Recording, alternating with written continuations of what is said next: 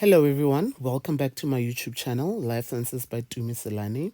We are continuing on our revision on the human nervous system. As we know, this is a very big topic and it accounts for the most marks in your paper 1.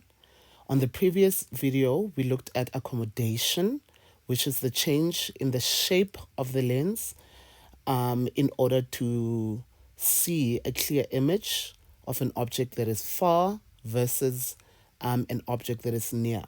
So here we will be looking at pupillary reflex, or as commonly known as pupillary mechanism.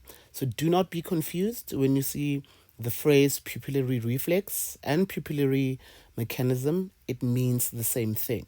Now, how does pupillary mechanism differ from accommodation? That is what we will be looking at today. When we speak about pupillary mechanism, what is it that we are talking about? The definition is the change in the size of the pupil. Okay, what is changing is the size of the pupil to control the amount of light entering the eye. Okay, now the change in the size of the pupil is the action. That's what the eye is doing. Remember, with accommodation, we were changing the shape of the lens. That was the action. But here, we are changing the size of the pupil. The stimulus, the change in the size of the pupil is as a result of controlling the amount of light entering the eye. We don't want too much light entering the eye, or else that will damage the inner parts of our eye, particularly the retina. We don't want too little light entering the eye, otherwise we are not going to be able to see. So the action is that the size of the pupil is changing. Why? To control the amount of light entering the eye. Okay. Remember, the pupil is the opening on the iris that allows light to enter the eye. We need light to see. So in complete darkness, we are unable to see. Okay? But light that is too bright or light at extremely high intensities may damage the retina. And second thing, we cannot see well in dim light or at low light intensities. Okay, so those are the two things that you must bear in mind when we're dealing with pupillary mechanism or pupillary reflex. We don't want too much light entering the eye or light at very high intensities that will damage the retina. And we don't want too little light entering the eye, meaning at dim light or light at low intensities, we are unable to see. So with pupillary mechanism, we are controlling the size of the pupil in order to control the amount of light entering the eye, not too much, not too little, so that we are able to see well. All right. The amount of light entering the eye depends on the size of the pupil. Okay. Now, guys, please remember, when you ask this question in the exam, if they ask which structure of the eye controls the amount of light entering the eye, which structure of the eye controls the amount of light entering the eye, the answer will be the colored part of the eye, which is what? Which is the iris. The pupil, on the other hand, the pupil, on the other hand,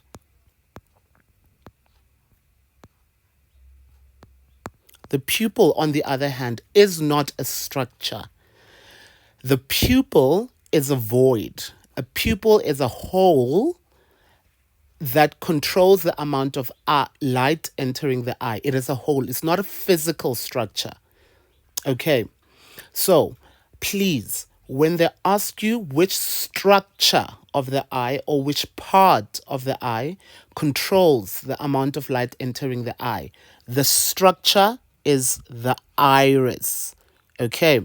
So the iris controls the amount of light entering the eye by making the hole or the pupil either to dilate and become wider or to constrict and become narrower.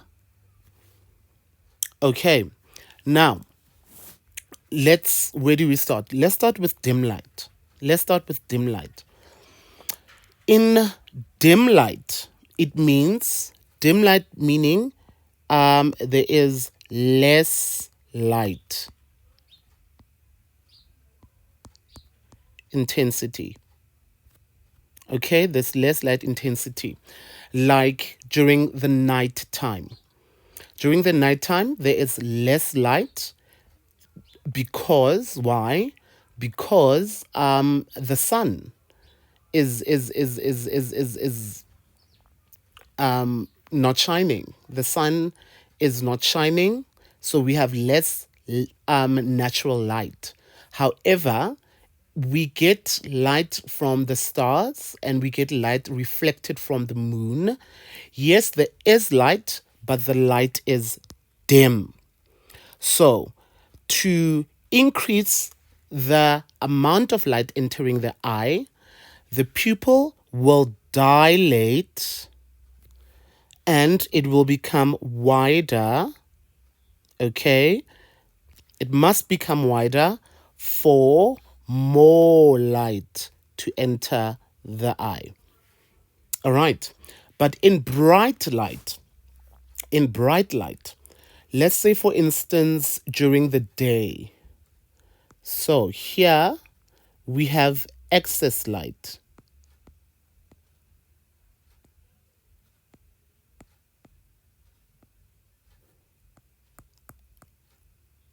We have excess light or more light, or more light than we actually need.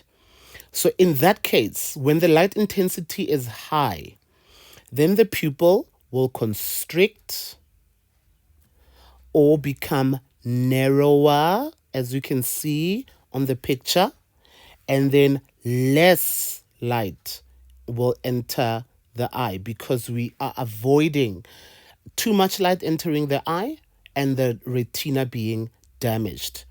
So, if you get a question, for instance, when we are looking at this picture, and then they ask you, is the picture taken during the day or during nighttime? The thing that should tell you whether it is during the day or during nighttime is the size of the pupil. Okay, so as we can see, the pupil is more narrow or it has constricted. It means that is during daytime when there is bright light. Okay, this one, on the other hand, on the left-hand side, the pupil is more wider or it has dilated. This would mean this is when there is less light, when, for instance, it is nighttime. Okay, guys, so our indicator will be the size of the pupil. The wider the pupil, the less light intensity. And then the narrower the pupil, the more the light intensity. Okay, let's move on to the following slide. Okay, now here we have a visual. Let's check the visual very quickly.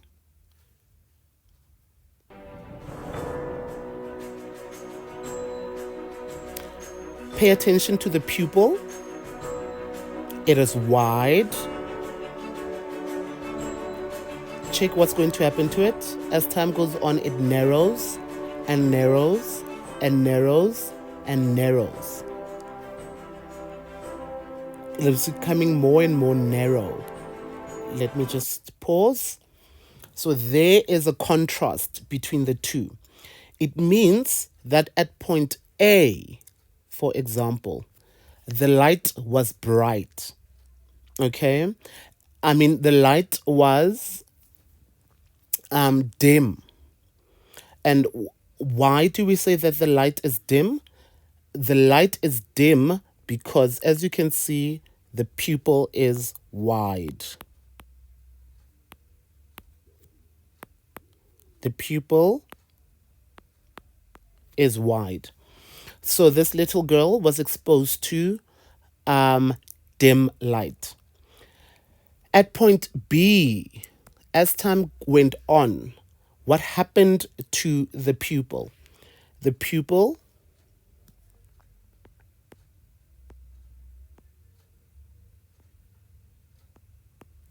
became narrow.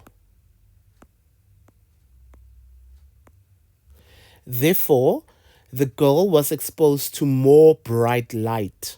Okay, so pupillary mechanism was occurring in order to reduce the amount of light entering the eye, thereby reducing damage to the eye. Okay, now that is the pupil, guys. And remember, I said to you, when you're asked of the structure of the eye, the structure or the part of the eye that controls the amount of light entering the eye, the answer would be this. The answer would be the iris. The answer would be the iris, because the pupil is just a whole. It's not a physical structure. All right. Moving on to the next slide. Okay, now, exactly how does the iris control the size of the pupil? Okay, as we can see, the pupil is in the middle there. The colored parts of the pupil, the colored parts over there are or is the iris. The iris has two types of muscles that control the size of the pupil. One being the radial muscles, and then circular muscles, and then two being the radial muscles. Guys, what I often see at the marking center is the confusion between the word circular muscles with ciliary muscles. Remember, with accommodation, the parts of the eye that control the shape of the pupil is the ciliary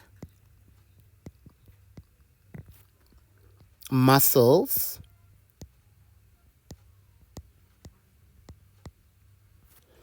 and suspensory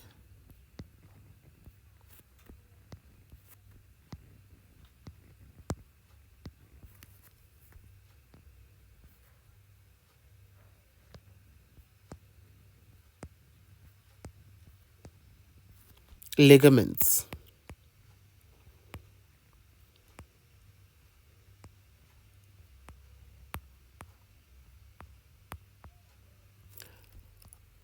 That is for accommodation.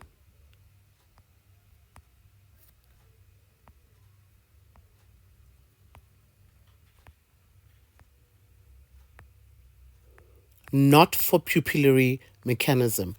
These are the two parts of the eye that control the shape of the lens.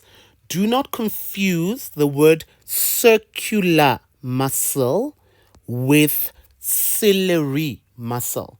When they ask you which parts of the eye or which parts of the iris control The shape, rather, the size of the pupil. Do not say ciliary muscles. This is wrong. Do not say ciliary muscles. Say circular muscles. Okay, there's a difference. Accommodation, ciliary muscles. Pupillary mechanism, circular muscles. Okay, guys. Now, on the iris, we have circular muscles. As you can see, they are circular because they are surrounding the pupil itself. And then we have the radial muscles. As you can see, they are diagonal like that. They control the size of the pupil, thereby controlling the amount of light entering the eye. Moving on. Okay, now description of pupillary reflex or pupillary mechanism. Like we did with accommodation, we are going to summarize it in a form of a table.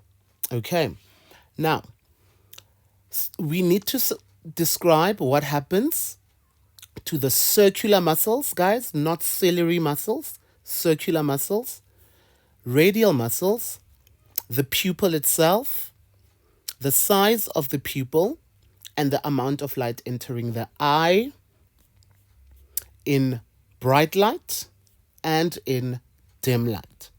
Okay, so in bright light during the day, for example, what's going to happen? We know that the amount of light entering the eye should be less. Why?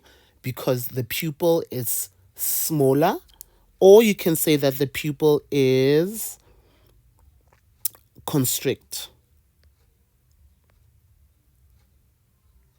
Oh, sorry. Size of the pupil is smaller. The pupil itself constricts. So we can say smaller, or we can say narrow. Narrow, I think, is the right term. The pupil itself constricts, the radial muscles relax, and the circular muscles contract. Now, I'm going to teach you a little trick in order to remember this. In terms of the circular muscles and the radial muscles, in bright light, this is what you should do. You must know that in bright light, you must use the abbreviations R, and C. What does RRCC stand for? The radial muscles relax. RR. Okay? And the circular muscles contract. CC. This is in bright light. In bright light, RRCC, meaning radial muscles relax, circular muscles contract. Okay? Then the pupil, so you'll get 2 marks. The pupil constricts, size of the pupil becomes more narrow, and then the amount of light entering the eye is less. I think this part is fairly obvious. The amount of light entering the eye in bright light will be less. The pupil is more narrow because it has constricted. Okay. And then in dim light, the amount of light entering the eye is the opposite, is more. Then the size of the pupil is bigger, or rather we can say wider. It's wider because the pupil itself dilates, and then radial muscles contracts, and then the circular muscles relax. So we said RRCC for in bright light. In dim light, you can say RC and CR. What do we mean by that? Do we mean by that? We mean the radial muscles contract, RC. Radial muscles R, contract C, and circular muscles C, relax R. So radial muscles in dim light contract and circular muscles relax. RC, CR in dim light. Radial muscles relax, circular muscles contract. Circular muscles relax and radial muscles contract. The amount of light entering the eye is more because the size of the pupil is wider, because the pupil itself has dilated. Okay, so what I did, I just crammed one. I just crammed this one because it's easy for me. Okay, radial muscles contract, circular muscles relax. This is in bright light. Okay, and then when I'm asked for the opposite in dim light, I know that is the opposite is R, C, and CR. Okay, I hope this is going to help you a lot. Let's see when it comes to exam type questions. If we apply this, is it going to help us or not? Okay, so this is an illustration of what we were talking about. Let's say this is picture A, and then this is picture B. Picture A is an illustration in bright light. Remember, in bright light, we said we are using R. Excuse me. We are using R, and C. Let's check. Circular muscles contract. That's our C. And radial muscles relax. That's our R. Okay. The pupil itself, as you can see over there, it constricts or becomes smaller, and then less light enters the eye. In dim light, however, we said we use R, C, R.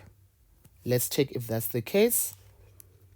Circular muscles relax, CR, and radial muscles contract, RC.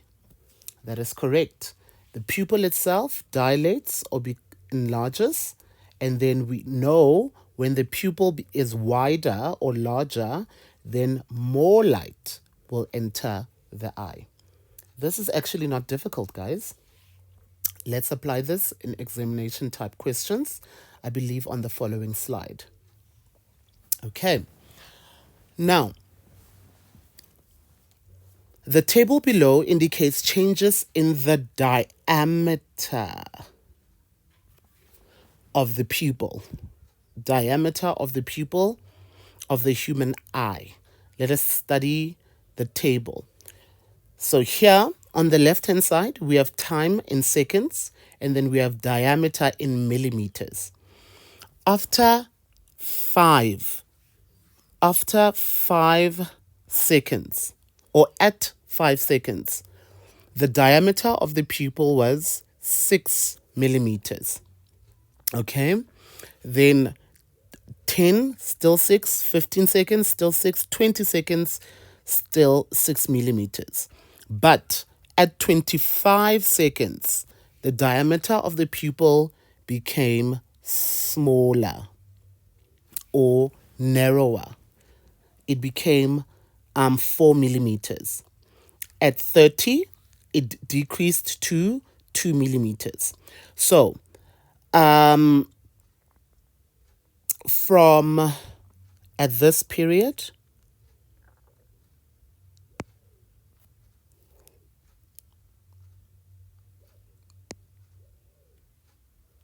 between 25 and 30, between 25 and 30, the diameter decreased.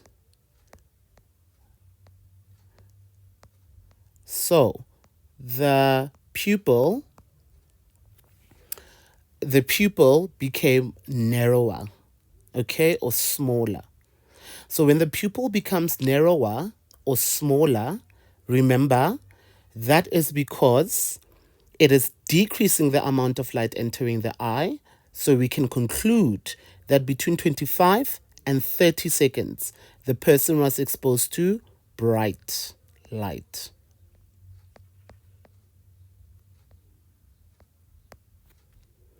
The person was exposed to bright light because the pupil became narrower to reduce the amount of light entering the eye. Now let's check. From 35, it increased to 3, 40 seconds, increased to 3.5, and all the way until 60 minutes, it increased to 4 millimeters. So the diameter of the pupil increased.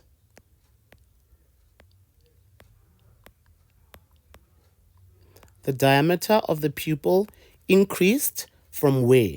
From 35 to 60 seconds. And then when the pupil, remember here, it was narrow. So here it's becoming wider. The pupil is becoming wider. So when the diameter of the pupil becomes wider, or the pupil itself becomes bigger, that means that the light intensity is decreasing. So that is in dim light. That is in dim light. The diameter of the pupil increases to allow more light to enter the eye. And then the diameter of the pupil decreases to prevent too much light entering the eye. I hope that makes sense. Okay. Question 131. Which structure in the human eye is responsible for the changes indicated in the graph? Remember, I said you may get this type of question. The question is which structure? Okay, remember guys, the pupil is not a structure. It is a whole. So the answer will be the iris. Okay, during which period of time was the person moving from dim light to bright light? From dim to bright, not from bright to dim. Okay, now from 5 seconds, right, all the way to 20 seconds, the diameter of the pupil was wide at 6 millimeters. But from 20 seconds to 25 seconds, the diameter of the pupil became narrower. Right? Therefore, the answer is from 20 to 30 seconds. Okay? Or we can say an alternative to this is from 20 seconds when it was at 6 millimeters to 25 seconds when it became narrower. Okay, to 4 millimeters. Last question here. Describe the changes that took place in the eye that led to the diameter change indicated from 30 seconds to 35 seconds. So here, describe the changes that took place in the eye from 30 to 35. Now, before we describe the changes, let's check what's happening. The diameter is moving from 2 millimeters and it is increasing to 3 millimeters. It is moving from 2 millimeters and it is increasing to 3 millimeters. So it is moving from bright light, okay, when the diameter of the pupil was narrow, to dim light when the diameter now is becoming wider to allow more light to enter the eye. Remember, we said so we are moving from bright light to dim light. Bright light, remember, we said what? In bright light, we said we are using R, C, C. Okay, but we are not looking at this. We are moving from bright light, guys, bright light, to dim light. So in dim light, we said we are going to use R, C, C, R. Okay. Meaning the radial muscles will contract and the circular muscles will relax. Let's see if that's correct. Radial muscles contract, 1 mark. Circular muscles relax, 1 mark. The pupil will increase in diameter, or if you say the pupil will dilate, or if you say the pupil will become wider, that's when you get the 3rd mark. Great. Let's move to another activity. All right.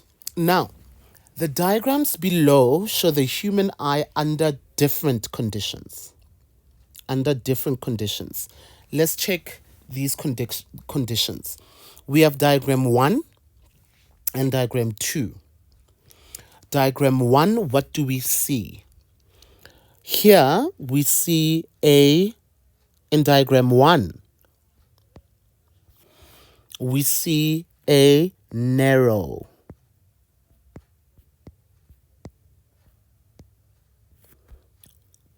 or constricted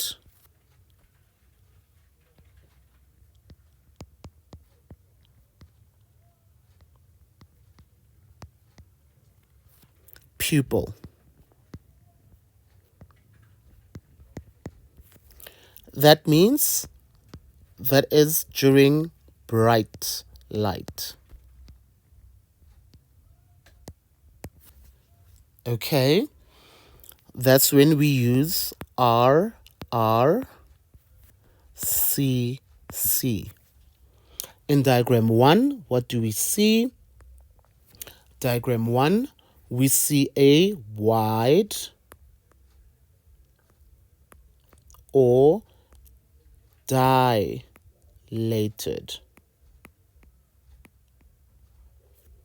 pupil. Okay, and then we know when it is wide or dilated, this is during dim light, when there is dim light. Okay, that is when we use R, C, right, and C, R. Okay, diagram 3, what do we see? Okay, diagram C, or rather diagram 3, what we observe is a less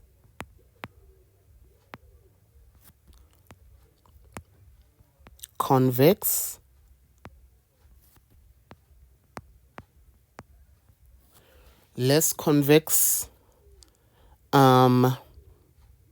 or flat lens.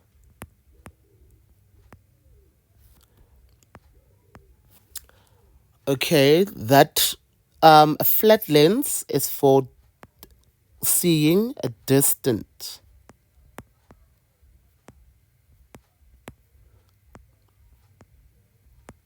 object. Right. And then diagram 4, what we observe is a more convex. More convex or round lens. And a more round or more convex lens, that is for observing an object that is near. Excuse me. That is for observing an object that is near or close by. Okay, so we've studied the diagram. Which two diagrams above show the results when the ciliary muscles, remember, have to do with accommodation,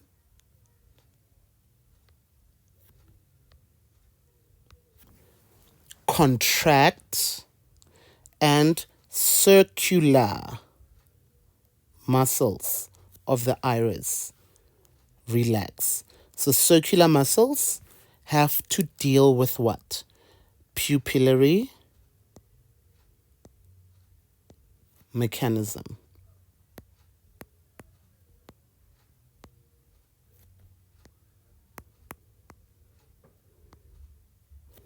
Okay, let's start with the first one. Ciliary muscles contract when? Ciliary muscles contract when? When the suspensory ligaments are slack or are loose. So the diagram for ciliary muscles contracting is diagram 4, I believe. And then the ciliary muscles relax when? Remember, RCR. Circular muscles relax in diagram 2. Let's check if my options are correct. Diagram 4, that's when the ciliary muscles contract. And then diagram 2, that's when the circular muscles relax. Okay. Mention the stimuli responsible for the shape of the lens. Shape of the lens in diagram 3. Shape of the lens in diagram 3. So the lens is more flat or less convex. So the stimulus is that a person is looking at an object that is distant. And the size of the pupil in diagram 2. Let's look at diagram 2. Diagram 2 is a wide or dilated pupil. It means that person is in an environment with dim light. Let's check if those answers are correct. Diagram 3, view of a distant object, 1 mark. And diagram 2, dim light or low light intensity, another mark.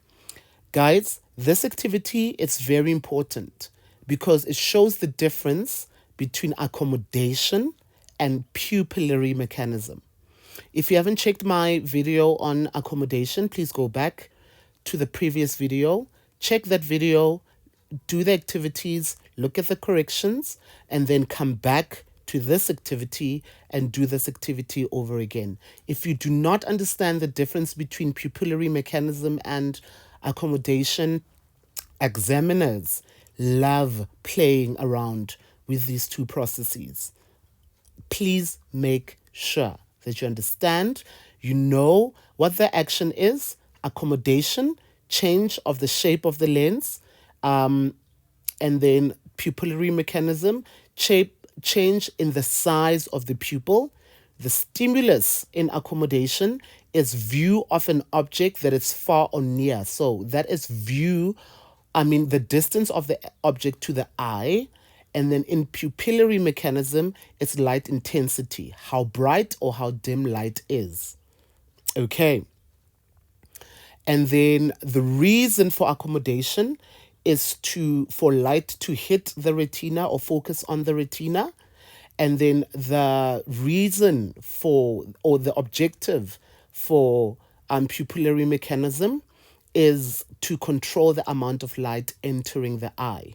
You must also know the structures of the eye that are responsible for changing the shape of the lens in accommodation. That is your ciliary muscles and your suspensory ligaments. The structures of the eye that are responsible for changing the shape of the pupil in pupillary mechanism is the ciliary muscles. The circular muscles of the iris and the radial muscles of the iris. You must understand these quite well. Okay, guys?